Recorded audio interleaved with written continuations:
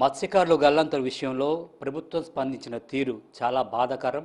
ప్రభుత్వ పెద్దలే కాదు, ప్రజా ప్రతినిధులు కూడా పట్టించుకోలేదంటూ ప్రతిపక్ష నేత జగన్మోహన్ రెడ్డి సంచలన వ్యాఖ్యలు విశాఖలు చేశారు. అసలు ప్రమాదం జరిగిన ఆ సమయానికి ఎంతసేపట్లో ఘటనా స్థలానికి చేరుకున్నారు అనేది స్థానిక ఎమ్మెల్యే వంశీకృష్ణ శ్రీనివాస్ మనతో ఉన్నారు. అసలు ఆ రోజు ఎన్ని గంటలకు సమాచారం అంది, ఆయన ఎన్ని గంటలకు అక్కడికి వెళ్ళారనేది ఆయన మాటల్లోనే తెలుసుకుందాం. సార్ నమస్తే అండి. సార్, జగన్మోహన్ రెడ్డి మొన్న విశాఖ పర్యటనలో భాగంగా ఆయన చేసిన వ్యాఖ్యలు మీ దృష్టి కూడా వచ్చాయి. ప్రభుత్వం స్పందించిన తీరు చాలా బాధాకరం అంటూ ఆయన చెప్పడం జరిగింది. దీన్ని ఎట్లా చూడొచ్చు? ముఖ్యంగా 5 సంవత్సరాల పాటు ముఖ్యమంత్రిగా చేసి కనీస జ్ఞానం లేకుండా మాట్లాడడం చాలా బాధాకరం. 4వ తారీఖున 3 గంటలకి బోటు ప్రమాదం జరిగింది. 9 గంటల దాకా ఆ బోటు మీదే వాళ్ళు ఉన్నారు. అందులో ఒకరు మిస్ అయ్యారు. మిగిలిన వాళ్ళు ఈదుకుంటూ వచ్చి ఒకరు మధ్యలో ఒక 5గురు ఈదలేక మధ్యలో ఆగిపోయారు. ఒకరు ఈదుకుంటూ రావడం జరిగింది. ఆ ఈదుకుంటూ వచ్చిన వ్యక్తి ఇచ్చిన సమాచారం ప్రకారం ఆయన ఉదయాన్నే 7 గంటలకల్లా అక్కడ చేరుకుంటే మాకు మెసేజ్ 7 గంటలకు వచ్చింది. అధికారులకి నైట్ 10:30కి ఎప్పుడైతే మెసేజ్ వచ్చిందో ఆ మెసేజ్ వచ్చిన వెంటనే అటు కోస్ట్ గార్డ్ని, అటు ఫిషరీసు, అటు పక్క నావీ, మరో పక్క మెరైను అందరిని కూడా అలర్ట్ చేయడం జరిగింది.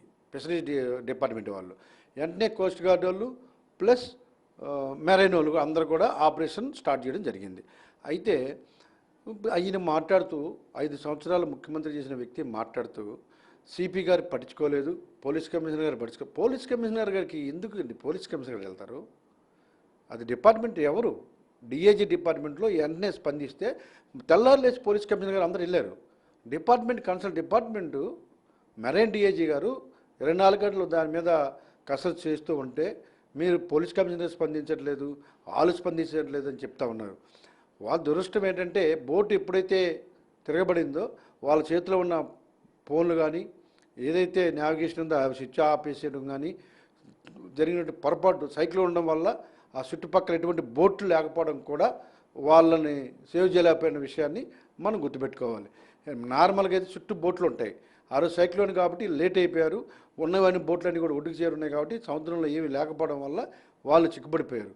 సో ఆ విధంగా జరిగిందని చెప్పేసి ఆ కార్యాచరణే స్వయంగా నేనే మాట్లాడా. ఉదయం 7:30 కల్లా దొరికిన వెంటనే ఫోన్లో మాట్లాడి నాకు తెలిసినటువంటి ఒక ఏజెన్సీ ద్వారా ఆ బోట్ ఏజెన్సీ నాకు తెలుసు కాబట్టి ఫస్ట్ నేనే ఆ చిన్నాతో మాట్లాడాను. ఆ చిన్నా గురించి డీటెయిల్గా ఏం జరిగిందో కూడా తెలుసుకున్న వ్యక్తిని నేనే. సో ఆ విధంగా జరిగింది. వచ్చిన వెంటనే అలర్ట్ అయ్యి నాన్ స్టాప్గా ప్రభుత్వం అన్ని విధాలా కూడా వాళ్ళని గాలింపు చర్యలు చేశాం. అయినప్పటికీ కూడా వాళ్ళు దొరకలేదు. అయితే 72 అవర్స్లోనే వాళ్ళకి 10 లక్షలు ఇచ్చి కూడా ఆ బాధిత కుటుంబాలను ఆదుకుంటే గతంలో మీరు 5 సంవత్సరాల పాటు ఎవరికైనా ₹1 ఇచ్చారండి? మీరు వదిలేసి వెళ్ళిపోతే మీరు ఇచ్చిన జీవో ప్రకారం 5 లక్షలు అయితే ఆ 5 లక్షలు కూటమి ప్రభుత్వం వచ్చిన తర్వాత ఆ 5 లక్షలు కూడా మేము ఇచ్చాం. 10 మందికి ఇచ్చాం మేము. మీరు ఒక్కరికి కూడా మీ టైంలో ఇవ్వలేదు. ఒక్కరికి కూడా మీ టైంలో ₹1 కూడా ఇవ్వలేదు. ఇవాళ కూటమి ప్రభుత్వం 10 లక్షలు ఒక్కొక్క కుటుంబానికి ఇస్తే ఇంకా విమర్శిస్తూ ఉన్నాం. మీరు ఇవ్వచ్చు. మీరు ఎందుకు ఇవ్వచ్చు అంటే మీరు రాష్ట్రాన్ని 5 సంవత్సరాలు కూడా బిజినెస్ చేశారు కదా, రాష్ట్రాన్ని అడ్డుగా పెట్టుకొని. అన్ని బిజినెస్లే, ఒక లెక్కర్ దగ్గర నుంచి శాండ్ దగ్గర నుంచి బ్లాక్ మెటల్, క్వార్ట్జ్, లాటరైట్ అన్నీ కూడా మీరు వ్యాపారం చేసుకున్నారు కాబట్టి మీ దగ్గర 1 లక్ష కోట్లు ఎంతో ఉంటాయి. మీరు అసలు వాళ్ళకి ఇవ్వాల్సింది తర్వాత ₹1 ఇవ్వాలి, 7 లక్షలు కాదండి. అందరు మీరు ₹1 ఇస్తేనే ఎక్స్పెక్ట్ చేశారు. మళ్ళీ అధికారంలోకి మనం వస్తాం, ₹1 ఇస్తాం అంటూ ఆయన 3 సంవత్సరాల తర్వాత మన ప్రభుత్వం వస్తుందని చెప్పడం ఎట్లా చూడదు? ఆయన ఎప్పుడు ఇలాగ కలగంట అని ఉంటారు న్యాచురల్గా. అలాగే చెప్పి ఏదో రకంగా నిన్న మీరు ఒకసారి చూడండి, ఎవరైనా బాధిత కుటుంబాలని ఆదుకోవడానికి వచ్చిన వాళ్ళు సిటీ అంతా డెకరేషన్ చేస్తారండి. జగదాంబ సెంటర్ నుంచి పాత పోస్ట్ దగ్గర జెండాలు బాతి ఫ్లెక్సీలతో డెకరేషన్లు చేస్తారు. ఎవరైనా డెకరేషన్లు చేస్తారు చెప్పండి. బాధిత కుటుంబాల కోసం ఆయన బాధిత కుటుంబాల కోసం రాలేదు, బల ప్రదర్శన కోసం వచ్చారు. జెండాలు, అడావుడి ఏంది? బాధిత కుటుంబాలు వాళ్ళు ఇష్టాదంలో ఉంటే దగ్గరికి ఎలాగ వెళ్ళాలి? ఆ జ్ఞానం కూడా లేకపోతే ఎవరు చెప్తారు చెప్పండి? దారి అంతా జెండాలతో అడావుడి బల ప్రదర్శనకు వచ్చారు తప్ప 5 సంవత్సరాలు ముఖ్యమంత్రి ఉన్నప్పుడు ఎవరో ఒక్కరు కూడా పట్టించుకోకుండా ఇప్పుడు ప్రజలు పక్కన పెట్టారు కాబట్టి ఏదో నా బల ప్రదర్శన చూసుకోవడానికి అక్కడికి వచ్చారు. దురదృష్టశాత్తు ఏంటంటే ఒక 100 మంది కూడా అక్కడ లేరు. రిషి జట్టు 100 మంది కూడా లేక దిగాలమని చెప్పి వెళ్ళిపోయారు. మళ్ళీ ఆక్వా రైతులు వెళ్ళారు. అక్కడ పరిస్థితి అదే. సో మీరు ఏం చేస్తున్నారు ఏంటి అని ప్రజలకి చాలా స్పష్టంగా అర్థమవుతా ఉంది. మీరు బల ప్రదర్శనలకి మళ్ళీ ఏదో రంగా అడ్డుదారిన అధికారంలో రావడానికి ప్రయత్నం చేస్తున్నారు. కూటమి ఉండగా మీరు అధికారం అన్నది కళ. మీరు కానీ మీ ఫాలోవర్స్ కానీ మీ వెనకున్నాళ్ళు కానీ మళ్ళీ చెప్తున్నాం, ఈ కళలో జరగదు, ఈ జన్మలో జరిగే పని కాదు. అది ఇంకోటి ఏదైనా చూసుకుంటే బెటర్ అని చేస్తున్నాం. సార్, రావణ్ శ్రావణ్ ప్రకాష్ రాజ్ ఈ ఎపిసోడ్ ముగిసినట్టేనా? అసలు ఎందుకు పవన్ కళ్యాణ్ టార్గెట్ చేసి ఇట్లా మాట్లాడడాన్ని ఎట్లా చూడచ్చు? జగన్మోహన్ రెడ్డి గారు వెనకుండి మత దేశాలని కుల దేశాలని రెచ్చగొట్టే విధంగా చేస్తున్నాడన్న విషయాన్ని వాళ్ళ రౌండ్ టేబుల్ సమావేశం చాలా స్పష్టంగా మనకు తెలియజేసింది. అంబటి రాంబాబు వ్యాఖ్యలు దానికి నిదర్శనం. రావణుడే గెలుస్తాడు, ఇప్పుడు రావణుడే గెలుస్తాడని. ఎప్పుడు కూడా ధర్మమే గెలుస్తుంది తప్ప అధర్మం ఎక్కడా గెలలేదు చరిత్రలో. రావణుడు ఎప్పుడు గెలవడు, రాముడే గెలుస్తాడు. ఇది గుర్తుపెట్టుకోవాలి.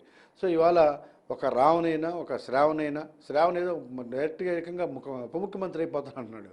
సో ఇంకొక అప్పలరాజు అంతా చూస్తున్నా. ఏం చూస్తున్నావు నువ్వు? అసలు నువ్వేమైనా పేగ్గలవు చూసి? ఏదో చూస్తున్నా అంటావు. Useless fellow. బుద్ధి బుర్ర ఉందా నీకు? అసలు మతాలు కులాలు ఇలా రెచ్చగొట్టే పని ఏదో భలే అంటున్నాడు. చూస్తున్నాను ఒక ట్విట్టర్లో పోస్టులు. నీ మొహం నువ్వు చూసేది ఏంటి? నువ్వు చూసేది కులాల మధ్య స్విచ్ పెట్టడం యూజ్లెస్ ఫెలో. సిగ్గు లజ్జ లేకుండా నీకు. పబ్లిక్ మళ్ళీ ఒక సినిమా యాక్టర్వి, నీవు ఎలా ఉండాలో జ్ఞానం లేదురా నీకు? ఇప్పటికైనా బుద్ధి తెచ్చుకోమని చెప్పి తెలియజేస్తూ ఉన్నాం. ఇవాళ వెనక జగన్మోహన్ రెడ్డి గారు నడిపిస్తూ ఉన్నారు. ఆ రావణ మాటలంటే అసలు ఏమన్నా అర్థం ఉందండి? వాడు పిచ్చోళ్ళగా మాట్లాడుతుంటే ఇష్టమైన చూస్తూ ఊరుకుంటారా? నోటికేస్తే మాట చూస్తూ ఊరుకుండాలా? ఒక అదుపు లేదా? ఒక పద్ధతి పాలు లేదా? జగన్మోహన్ రెడ్డి గారు రెచ్చగొడితే రెచ్చిపోతారా? ప్రజలు ఏమనుకుంటున్నారు? మాట్లాడే ముందు ఒక మాటకు సిగ్గు లజ్జ ఉండాలి కదా. ఇప్పటికైనా బుద్ధి తెచ్చుకోండి. ఏమైంది రావణ్కి? అదుపు తప్పినా, నోరు కంట్రోల్ లేకపోయినా చట్టం తన పందాన్ని చేసుకెళ్తుంది. ప్రతి ఒక్కరికి ఇది ఒక హెచ్చరిక తీసుకోండి. నోరుందని ఎలాగ మాట్లాడకూడదు. రాజకీయంగా ఉంటే విమర్శలు చేసుకోవచ్చు, అంతేగాని ఏంటి నోటుకొచ్చి మాట్లాడాలి? తప్పు. సీదిరి అప్పలరాజు కుమారుడు రోడ్డు ప్రమాదం విషయంలో కూడా ఆడి చిన్నపిల్లడు, ఆడికి ఏమీ తెలియదు, దీన్ని కేసు కడతారా, మర్డర్ కేసు కడతారంటూ జగన్ మాట్లాడలే చూడచ్చు. జగన్మోహన్ రెడ్డి గారు 5 సంవత్సరాలు ముఖ్యమంత్రి ఉండి ఇలాంటి మాటలు మాడితే జనం నవ్వుకుంటున్నారండి. యాక్సిడెంట్లు జరగడం తప్పు అని ఎవ్వరు అనలేదు. అనుకోకుండా యాక్సిడెంట్లు జరుగుతాయి. సీదిరి అప్పలరాజు ఏం చేశాడండి? గుద్దేసి వాళ్ళ అబ్బాయి వెళ్తే కనీసం వాళ్ళు పట్టించుకోకుండా వదిలేసి వెళ్ళిపోయి వాళ్ళ అబ్బాయి ప్లేస్లో ఇంకొకరిని పెట్టి ఆ పెద్ద మనుషులు వీళ్ళు సెటిల్మెంట్ చేసుకొని 9 లక్షలకి అగ్రిమెంట్ చేసుకొని ఎవరైతే గుద్దేశారో ఆ రోడ్డు మీద వదిలేసి వెళ్ళిపోవడం వల్ల ఆ అబ్బాయి చనిపోయాడు. ఒక నిండు ప్రాణానికి బాధ్యుడు ఎవరు? అదే గుద్దినోడే తీసుకుని హాస్పిటల్కి వెళ్తే ఆ బతికేవాడు కదా. ప్రజలు అది కోరుకుంటున్నారు.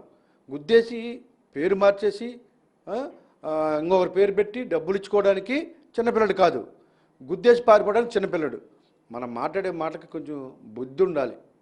బుద్ధి లేని మాటలు మాడితే ఒక ప్రాణం చంపేసి వెళ్ళిపోయి ఇంకొకరి పేరు పెట్టి ఇష్టం వచ్చినట్టు బిహేవ్ చేస్తే కనీసం పట్టించుకోకుండా ఇలాంటి ఒక మాజీ మంత్రిగా జ్ఞానం లేని పనులు చేసి మళ్ళీ చిన్నపిల్లడు ఏంటి చిన్నపిల్లడు ఇలాగే ప్రోత్సహిస్తారు మీరు? అదే కానీ గుద్దిన వ్యక్తిని తీసుకెళ్ళిపోతే బతుకుతాడు కదా. అది ప్రజలు కోరుకుంటున్నారు, అది వాళ్ళ తల్లిదండ్రులు కోరుకుంటున్నారు, ఆ లోకల్గా కోరుకునేది. అంతేగానే నీకు గుద్దేసి వెళ్ళిపోయి ఎవరెవరి పేర్లు పెట్టేద్దామనా? చిన్నపిల్లలు చేస్తారు ఆ పనులు. ఇలాంటి ప్రోత్సహిస్తారు. ఒక రౌడీ తప్పు చేస్తే కులం అంటారు. తప్పు ఎవడు చేసినా తప్పే. మంత్రి అయితేనేమి, ముఖ్యమంత్రి అయితే నేనైతేనేమి, తప్పు ఎవరైనా తప్పే. తప్పు చేసిన వాడిని క్షమించకూడదు. అలా చేయడం తప్పు అంటున్నారు. ఎవరు మాట్లాడినా కూడా అలా చేయడం తప్పు. ఆ అబ్బాయి కానీ తీసుకుంటే బతికేవాళ్ళు. అలా నిర్లక్ష్యంగా చేయడం వల్ల అవతల వ్యక్తి చనిపోయారు. అది సమస్య. యాక్సిడెంట్ అవడం అన్నది కామన్ జరుగుతూ ఉంటాయి. దాని గురించి కాదు. అక్కడ జరిగినటువంటి ఘోరం అది. కాబట్టి దాని మీద స్పందించమని ప్రజలు కోరుకుంటా ఉన్నారు. సార్ ఇప్పుడు ప్రజలు మీ దగ్గరికి అనేక సమస్యలపైన వస్తుంటారు. రీసెంట్గా మీ దగ్గర కూడా ఒక సమస్యను తీసుకొస్తే దాన్ని గ్రీవెన్స్లో పెట్టడం జరిగింది. కానీ దానిపైన మీపైన ఆరోపణలు వచ్చే విధంగా ఈ ప్రసారాలు చేయనని ఎట్లా చూడొచ్చు? కొంతమందికి ప్రీ ప్రచారానికి అలవాటు పడిపోయిన వాళ్ళు, కొంతమంది బ్లాక్మెయిలింగ్కి అలవాటు పడిన వాళ్ళు, కొంతమంది పబ్లిసిటీకి అలవాటు పడిన వాళ్ళు ఇలాంటి కార్యక్రమాలు చేస్తూ ఉంటారు. ముఖ్యంగా నా దగ్గరికి ఒక 2 టైమ్స్ నాకు తెలిసిన వాళ్ళని తీసుకొచ్చారు. అన్ని పేపర్లు వాళ్ళ దగ్గర ఉన్నాయి, ప్రతి పేపర్ కూడా ఉంది. అన్నీ చూసిన తర్వాత, సార్ మాకు ఒక్క అవకాశం ఇవ్వమనండి, మీరు సర్వేలు చేయించండి, ఎంఆర్ఓ గారితో కానీ వడావాళ్ళతో కానీ మున్సిపాలిటీ సర్వేలు చేసి ఇది మాది కాదు అంటే మేము గవర్నమెంట్కి ఇచ్చేస్తాం, మాదైతే మాకు ఇవ్వమనండి, మాకు న్యాయం చేయండి అని వస్తే మా నాయకుడు చెప్పాడు మాకు గ్రీవెన్స్, ఎవరైనా మీ దగ్గర గ్రీవెన్స్ వస్తే న్యాయం చేయండి అని. అదేవిధంగా పబ్లిక్గా ఓపెన్గానే నేను ఒక లెటర్ రాశా నారాయణ గారికి, రాసి ఇది మీరు ఒకసారి చెక్ చేసి మీ ద్వారా సర్వేలు చేయించి ఎవరైతే బాధలు వాళ్ళకి న్యాయం చేయండి. అది కానీ ఏమాత్రం జిఎంసీకి కానీ లేకపోతే గవర్నమెంట్కి సంబంధించిందంటే వాళ్ళు కూడా రాసి ఇచ్చేస్తాం అంటున్నారు సార్. సో దయచేసి మీరు సర్వే చేయించి ఎవరిదో డిసైడ్ చేసేయండి అని చెప్పేసి నేను ఒక లెటర్ రాశా. ఆ లెటర్ని పబ్లిసిటీకి కూడా వాడుకుంటారు, ఇలా కూడా వాడుకుంటారని తెలియదు, ఇలాంటి మనుషులు కూడా ఉంటారని, చాలా ఘోరంగా ఉంటారని కూడా నాకు తెలియదు. దాన్ని తీసుకొని ఎన్టీవీ 150 కోట్లు, ఒరే మీకు బుద్ధి ఉందరా అసలు? ఒక ప్రజాప్రతినిధి దగ్గరికి వస్తే ఆ ప్రజాప్రతినిధి ఎవరికైనా లెటర్ రాస్తారా? కడుపుకు అన్నం తిన్నారా అసలు? ఆ వార్త వేసినోడు ఏదో రాసినోడికైనా బుద్ధి లేదనుకోండి, వేసినోడికైనా బుద్ధి ఉండాలి కదా. ప్రజాప్రతినిధి లెటర్కి చూడరా ఒకసారి? కామన్ సెన్స్ ఉందిరా మీకు అసలు? ఒక వ్యక్తి మీద రాయడం, రాసేటప్పుడు కనీసం ఒక మాట అడగరా? కామన్ సెన్స్ ఉండాలి కదా. రాసినోడు ఎదవా, చెప్పినోడు ఎదవా, నీకన్నా వేసేవాడికన్నా బుద్ధి ఉండాలి కదా. ఇలాంటి వార్తలు రాస్తే ఆ చాలా మూసుకోవాలి తప్ప దేనికి పనికిరాదు. ఇప్పటికే మూసుకోవడం పరిస్థితిలో ఉంది, ఇంకా మూసుకుంటుంది. ఇలాగా నిప్పు మీద నిందలేయడానికి ప్రయత్నం చేయొద్దు. అందరు మీలాగా ఉంటారని ఎక్స్పెక్ట్ చేయొద్దు. అందరూ దొంగలని, మీరు దొంగలైతే అందరు దొంగలని రాయడానికి ప్రయత్నం చేయొద్దు.